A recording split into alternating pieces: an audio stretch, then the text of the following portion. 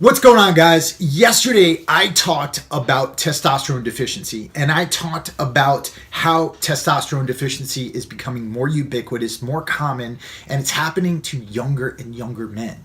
I also talked about a lot of the pills, the powders, and the magic potions and the herbs that are coming out from a lot of gurus and a lot of companies out there that are trying to market pseudoscience. And I talked about HRT clinics and the dangers of jumping to hormone replacement therapy too early because it can shut down your natural production of testosterone, cause you to be dependent on the drugs for the rest of your life. And again, it's not solving the root cause of the issue, because if you have a testosterone deficiency, that means you're deficient somewhere in your health. You're not getting enough nutrients, you're not getting enough exercise, you're not getting enough sleep and rest, you're getting too much stress, you're getting too many chemicals, and you're getting too much stimulation from the modern environment that we live in right now.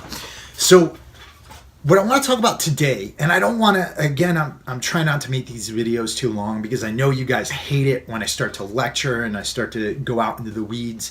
I'm going to talk about how one particular thing can really affect your testosterone production and why this is the first place you should look if you think you're suffering from a testosterone deficiency.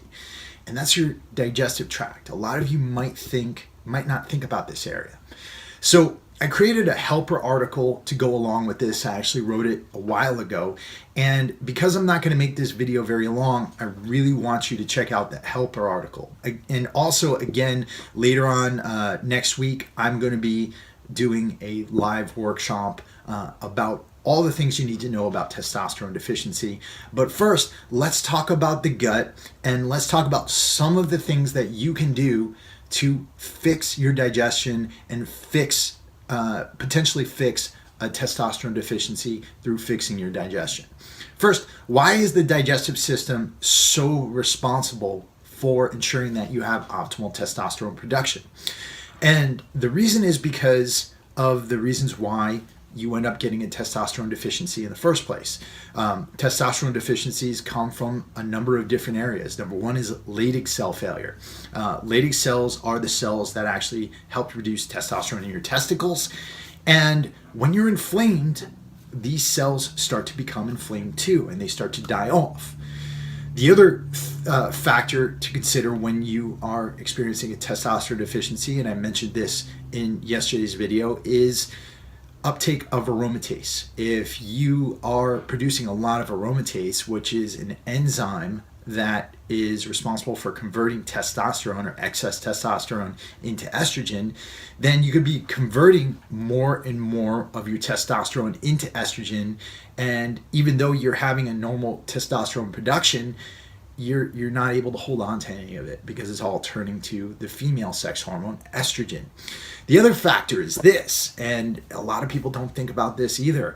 Your brain is actually responsible for producing a lot of the precursors that go into making testosterone. DHEA largely comes from the brain. And so if your brain is not working optimally, if it's not producing hormones optimally, then you can end up with a significant testosterone deficiency. And this is something I talked about extensively on the Warrior Soul podcast with Dr. Mark Gordon when he came on to talk about traumatic brain injury and its effect on veterans, and why traumatic brain injury tends to go hand in hand with suicide and depression. And it's because it leads to complete hormonal shutdown. So if you've ever had a concussion or anything like that, that's something to think about as well. But how does this all relate to the intestinal tract? Well, if we're talking about Leydig cell failure, we're talking about, like I said, inflammation. Inflammation always starts at the intestinal tract. So if you suffer from inflammation in the intestinal tract, you have to remember that the intestinal tract is connected to the brain via something called the vagus nerve. Also, you have to remember that your intestinal tract is separated from your immune system by a cell lining that in some places is a single cell thick. So if the gut becomes inflamed, it's going to affect the brain and it's going to affect the rest of the body, because when that cell lining in your intestinal tract gets affected, and food particles start getting out into the immune system in the bloodstream, then that can cause allergies, that can cause autoimmune symptoms, and it's going to increase your levels of total body chronic inflammation. So we really want to make sure that we're protecting that gut line. Now, when your total body chronic inflammation increases, that also increases concentration of insulin in your bloodstream. And like I said yesterday, high concentrations of insulin in the bloodstream, that can cause uptakes of aromatase and cause you to aromatize more and more of your testosterone into estrogen. And the reason is that when you're very, very inflamed, you become less and less insulin sensitive and more insulin resistant. So your body needs to produce more and more insulin every time you eat in order to bring your blood sugar back to baseline.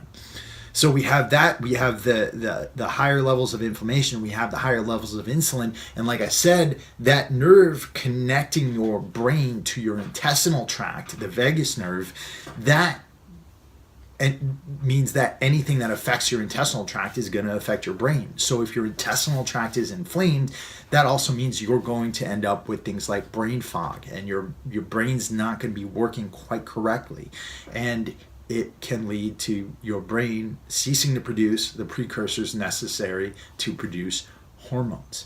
So there are a lot of simple solutions that you can take, including eating fermented foods, including seeding your gut for probiotics by eating lots and lots of vegetables and eating polyphenol-rich foods that include eating anti-inflammatory foods like foods rich in butyrate and foods rich in collagen like bone broth. All these things can help to heal the gut, to seed the gut in order to attract friendly bacteria, and also to populate the gut with friendly probiotic bacteria. So what I want you to do is check out that helper article that I mentioned. I'm going to put it in a tag up here or in the links below, and you can find all the solutions necessary to help to fix your gut so you don't have to deal with a testosterone deficiency or many other health problems down the line. Additionally, like I said, I'm going to be running a training next week. It's a live workshop call. It's going to go through everything you need to know to optimize your testosterone levels if you want to live a healthy, active lifestyle, if you want to build muscle, get lean, but more importantly, I think, is you living your best life, because you can't live your best life if you're suffering from a hormone imbalance or a hormone deficiency. And everything I go through in these videos and that I'm going to go through in that training is either free or low cost, and they're all things that you can do right off the bat. So look forward to getting a lot of value out of that. I'll put the registration below. And if you guys have any questions about this video, about the helper article to this video, just email me over at info@warriorsoulapparel.com. I'll be doing more videos like this all this week, and I wish you a great day and a healthy and productive life. Talk to you guys soon.